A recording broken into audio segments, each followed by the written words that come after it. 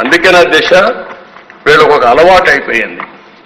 అబద్ధాలు చెప్పి చెప్పి చెప్పి చెప్పి అబద్ధాన్ని నిజమని నమ్మించే పరిస్థితికి వచ్చారు.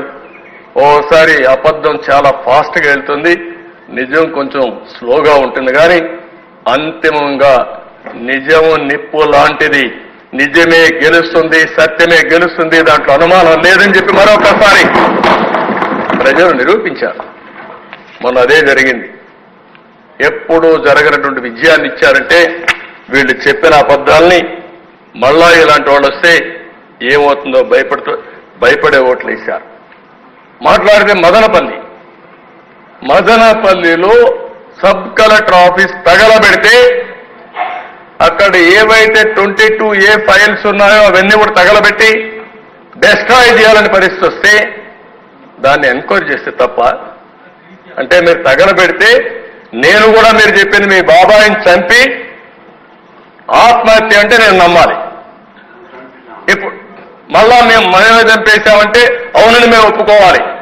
మా ఆదినారాయణ రెడ్డి ఇక్కడే ఉన్నాడు, ఆదినారాయణ రెడ్డి చంపేశాడు అంటే మనం నమ్మాలి.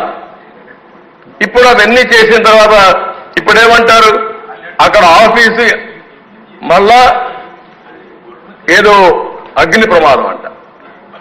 చాలా స్పష్టంగా దొంగలు చేసే పనులు ఇవే చేస్తారు అధ్యక్ష.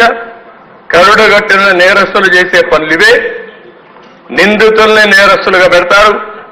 వాళ్ళు చేసిన తప్పులు తప్పించుకోవడానికి అడ్డదుడ్డంగా దాడి చేసే పరిస్థితి వస్తుంది. ఇంకో పక్క మాట్లాడుతూ ముచ్చుమర్రి ఒక బాలిక రేప్ చేసి చంపేశారు. వదిలిపెట్టలేదేమేం, అరెస్ట్ చేశాం. అరెస్ట్ చేయడం కాదు, పోలీస్ స్టేషన్లో పెడితే ఒక అతను చచ్చిపోయినా పర్వాలేదు, తప్పు చేసిన వాడిని వదిలిపెట్టకూడదని శిక్షించే ప్రభుత్వం ఎన్డీఏ ప్రభుత్వం. అక్కడ ఏం యాక్షన్ తీసుకోలేదంట.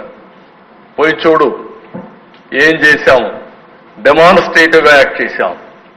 ఎప్పుడైనా ఆడబిడ్డ మీద దాడి జరిగితే మీ 5 ఏళ్లలో ఒక్కరోజు ఒక చర్య ఉందా అని అడుగుతున్నాను అధ్యక్ష. ఎప్పుడు కూడా ఒక్క చర్య కూడా లేని పరిస్థితి వచ్చింది. ఏదో రైతుల ఆదాయం పెరిగిపోయిందని మాట్లాడుతున్నారు. ఏం పెరిగిపోయిందంటే ఆదాయం ఏం ఒరిగిపోయిందంటే రైతులకి నేను జీఎస్టీపీలో చాలా క్లియర్గా చూపించాను.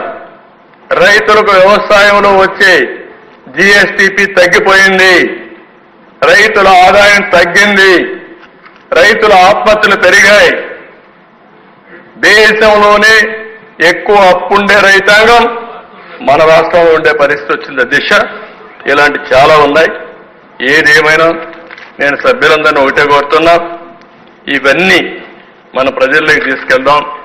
మీరు చెప్పింది కూడా కొంతమంది ఎంక్వైరీ కూడా చేయమన్నారు, వేరియస్ ఎంక్వైరీస్. కానీ దీన్ని నేను